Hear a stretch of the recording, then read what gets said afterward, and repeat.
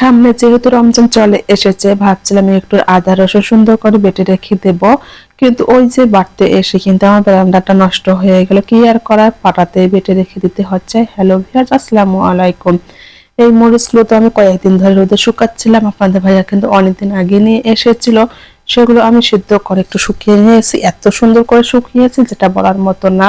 যেহেতু মরিচগুলো আমি ছাদে শুকিয়ে নিয়েছিলাম, একটু তো বালু পড়বে, সেই জন্য একটু কাপড় নিয়ে সুন্দর করে মুছে নিচ্ছি যাতে রান্না করার সময় কোনো রকমের বালু না লাগে।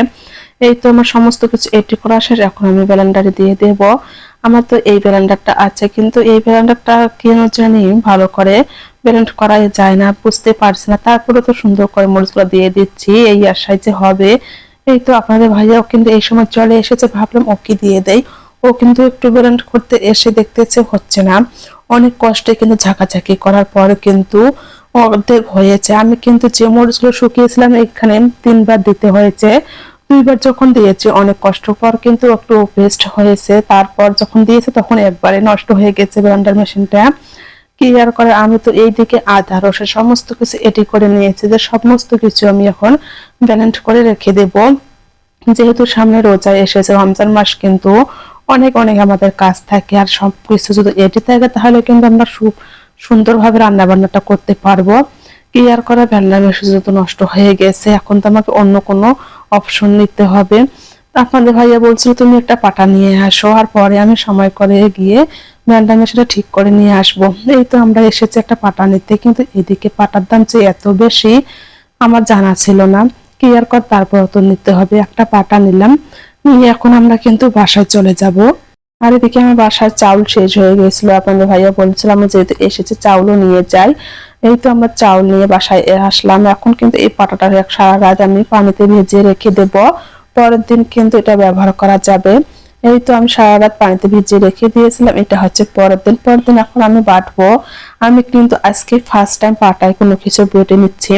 আমি কিন্তু কোনোদিনও এইভাবে পাটায় কখনো কিছু বাটিনি, কিন্তু আজকে বাটবো, জানি না পারবো কিনা, তারপর আমাকে বাটতে হবে। এইদিকে আমি রসুন অল্প অল্প করে বাটছিলাম এবং এখানে রেখে দিচ্ছিলাম।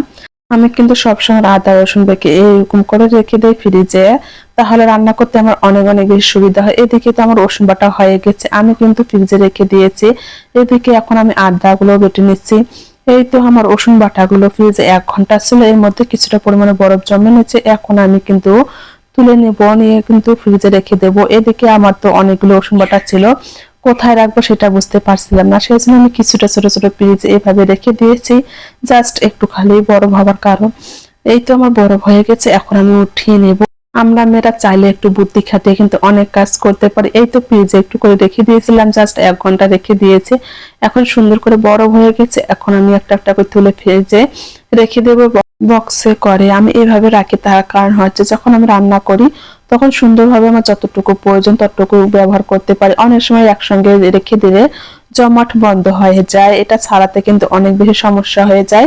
সেই জন্য আমি এভাবে রাখি, সেটা কিন্তু খুব বেশি একটা বড় হয় না। আর এইভাবে রাখলে যখন রান্না করবো তখনই সুন্দর করে আপনার 1টা কি 2টা যতটাই প্রয়োজন রান্না ব্যবহার করা যায়। এইদিকে তো আমার রসুনগুলো সুন্দর করে হয়ে গেছে, এখন আমি একই নিয়মে আদা বাটাগুলো দিয়ে দিচ্ছি। এভাবে রেখে দিলে 1 ঘন্টার মধ্যে কিন্তু একটু বরফ হয়ে যাবে, তখন আপনারা চাইলেই বক্সে রেখে দিতে পারবেন। এই প্রসেসটা ফলো করলে আপনারাও কিন্তু অনেক সুন্দরভাবে আদা রসুন ফ্রিজে রেখে দিতে পারবেন। এই তো 1 ঘন্টা পর এখন আমি বের করে নিয়েছি, কত সুন্দর হয়েছে তাই না। এখন আমি সমস্ত কিছু ফ্রিজে রেখে দেব। আমি কিন্তু 1 মাস রমজান মাসটা নিশ্চিন্তে খেতে পারবো, এগুলো কিন্তু 1 মাস আমার চলে যাবে, যেহেতু এখানে অনেকগুলো আছে।